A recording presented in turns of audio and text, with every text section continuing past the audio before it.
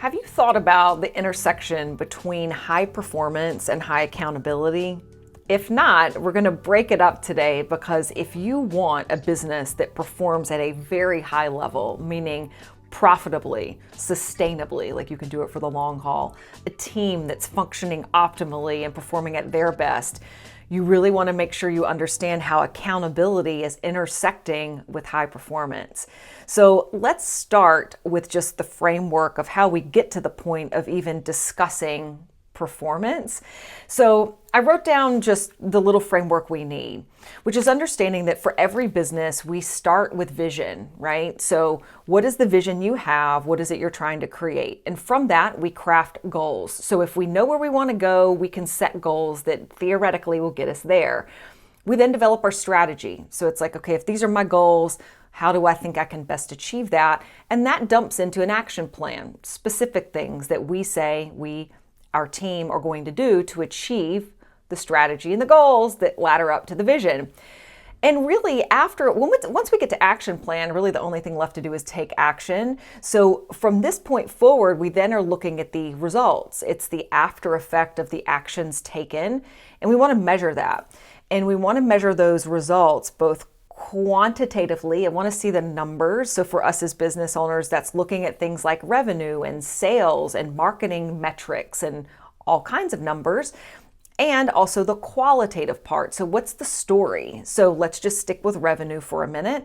So if I have a revenue goal, obviously sales are directly related to that. So I'm going to look at my sales efforts in my business and say, okay, well, what tactics did I execute? Action plan. What are the tactics I executed and how did it go? Did I do the plan or did I not do the plan? If I did the plan, what worked? Can I do more of that? If I didn't execute the plan, like what happened that got me off track? And that really gets to this question of like, now what? So when we see results, we can look at quantitative or qualitative results and we can ask ourselves like, so what, now what? Like numbers don't really mean anything unless we analyze them, really. And once we analyze them, we have to understand what's the story and what's the story that's compelling to understand how to then go rework it. So like down here in my results, if things didn't go great, okay, maybe I need a new strategy, right? Or maybe I start to realize like my goal is actually going to be unachievable based on certain conditions, right? So there's things that we start to tweak from goals to strategy to action plans to try to get better results. Okay.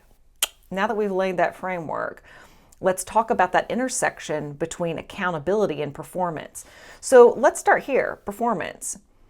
If I do this, do you think I'm going to get better results in my business? Yeah, duh. Like legit, if you do these things, you will get better results in your business. But you got to do all of them. You can't just kill off part of it. If we stop looking at results and then deciding what to do, are we going to be able to really hone this and make it better? Yeah, no, duh. If we don't have vision, like let's just chop off the top part. If I'm just out like taking action and like doing shit and then being like, how did it go? And be like, well, I don't know. What am I measuring it against? Like, what are my goals? Right? If I do all of this, the results I can get in my business are really, really good because I keep honing it and finessing it and making it better and better and better and better. And I want you to imagine that the same thing applies to your team, right? So if as an individual employee on your team, if they're held to this, like, hey, what are the things you said you were going to do? How did it go? What did you learn? What needs to be changed? Do you think they're going to get better at doing their work? Yeah, dude. Yeah. So this is where when we set out to achieve some high goals in our business, right? We want it to be profitable. We want it to be sustainable. We want to build an amazing team and we want to have culture that rocks and we want to have teammates that like really do good work. This is what helps keep them accountable to it. And in part because these things are in writing. So I put all this stuff in writing. I know what my vision is: writing, goals in writing, strategy in writing, action plan in writing, results measured in writing. And the so what, now what, also in writing.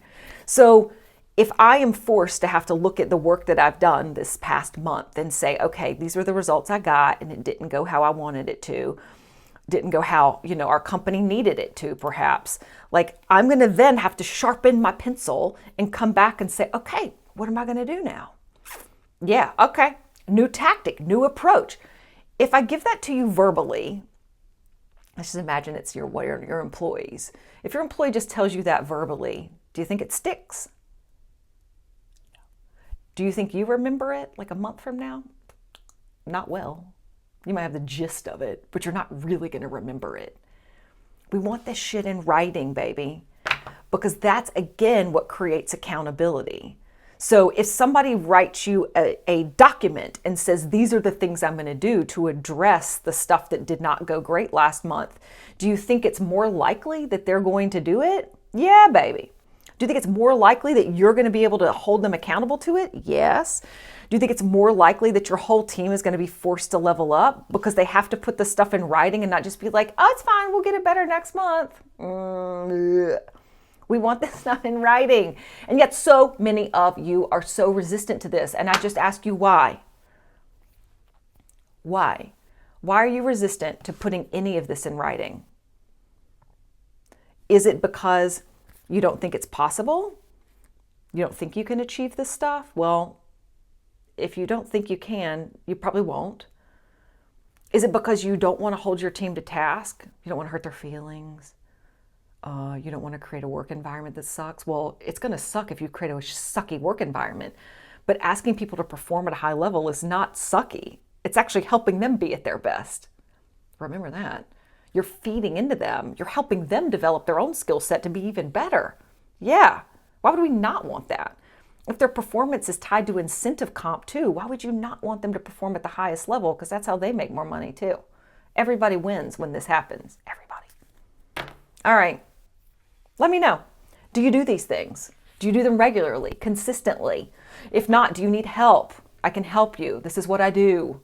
I do this with loads of businesses. I help them figure out which piece of this perhaps is not locked down, or maybe any of it, and we set it in motion. This matters. This is how you're going to win. This is how you build a really profitable, sustainable, successful business that creates a lot of good in the world, that helps your employees do work that they are going to be really good at and better over time. It's how you serve your clients the best. And it doesn't take that much time. If that's a story you're telling yourself, it's just a story. This is quick. Once you get it going, it's real quick. All right, if you need help, hit me up.